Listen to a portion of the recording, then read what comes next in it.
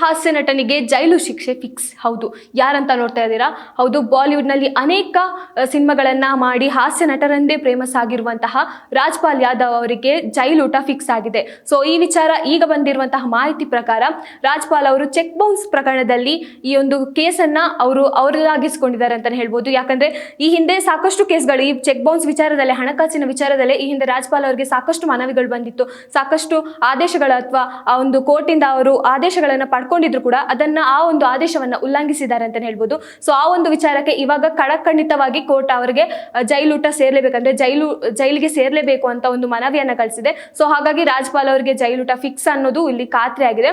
So ಹಿಂದೆ ಸಾಕಷ್ಟು Bollywood ಸಿನಿಮಾಗಳಲ್ಲಿ ನಟಿಸಿದಂತಹ ಯಾದವ್ ಅವರಿಗೆ ಈ ಜೈಲು ಶಿಕ್ಷೆ ಅನ್ನೋದು ತುಂಬಾ ಹಿಂದೆ ಇದ್ದಂತ ಒಂದು ಸಂಗತಿ ಅಂತಾನೆ ಹೇಳ್ಬೋದು. ಯಾಕಂದ್ರೆ ಈ ಹಿಂದೆನೂ ಕೂಡ ಅವರು ಕೆಲವೊಂದು ವಿಚಾರಗಳಲ್ಲಿ, ಹಣಕಾಸಿನ ವಿಚಾರಗಳಲ್ಲಿ ಆಗಿರ್ಬೋದು, ಜೈಲಿಗೆ ಹೋಗಿ ಬಂದು ಅಲ್ಲಿ ಕೋರ್ಟನ್ನ ಅಟೆಂಡ್ ಮಾಡಿರೋದಾಗಿರ್ಬೋದು, ಈ ತರ ಸಾಕಷ್ಟು ಮಾಡಿದಾರಂತೆ. ಸೊ ಆದ್ರೂ ಕೂಡ ಮತ್ತೆ ಅವರು ತಪ್ಪನ್ನ ಮತ್ತೆ ಮಾಡ್ತಿದ್ದಾರೆ ಅಂದ್ಮೇಲೆ ಅದು ಅವರ ಒಂದು ನಿರ್ಲಕ್ಷ್ಯದಾಗಿರ್ಬೋದು, ಅಥವಾ ನಾನು ದೊಡ್ಡ ಹಾಸ್ಯ ನಟ ಎನ್ನುವಂತಹ ಒಂದು ಮನೋಭಾವ ಅವರಲ್ಲಿ ಇದೆ ಅಂತಾನೆ ಹೇಳ್ಬೋದು. ಯಾಕಂದ್ರೆ ಆ ತರ ಎಷ್ಟೋ ಕೇಸ್ಗಳಾಗಿದೆ ಅಂತೆ, ಈ ಹಿಂದೆ ಸಾಕಷ್ಟು ಕೇಸ್ಗಳು ಬಂದಿದೆ. 2024ರಲ್ಲೂ ಕೂಡ ಅಷ್ಟೇ ಅವರಿಗೆ ಒಂದು ಮನವಿ ಬಂದಿತ್ತು, ಈ ತರ ಚೆಕ್ ಬೌನ್ಸ್ ಆಗಿದೆ, ಈ ತರ ಒಂದು ಕೇಸ್ ನಿಮ್ಮ ಮೇಲೆ ಇದೆ ಅನ್ನೋದು. ಸೊ ಆ ಒಂದು ಆದೇಶವನ್ನು ಕೂಡ ಅವರು ಉಲ್ಲಂಘಿಸಿ ಮತ್ತೆ ಆ ತರ ತಪ್ಪನ್ನ ಈ ವರ್ಷದಲ್ಲೂ ಕೂಡ ಮಾಡಿದ್ದಾರೆ ಅಂತ ಹೇಳ್ಬೋದು. ಸೊ ಆ ಒಂದು ಕಾರಣಕ್ಕಾಗಿ ಅವರಿಗೆ ಜೈಲಿಂದ ಒಂದು ಕರೆ ಬಂದಿದೆ, ಅಥವಾ ಕೋರ್ಟಿಂದ ಒಂದು ಆದೇಶವನ್ನು ಕೊಟ್ಟಿದ್ದಾರೆ.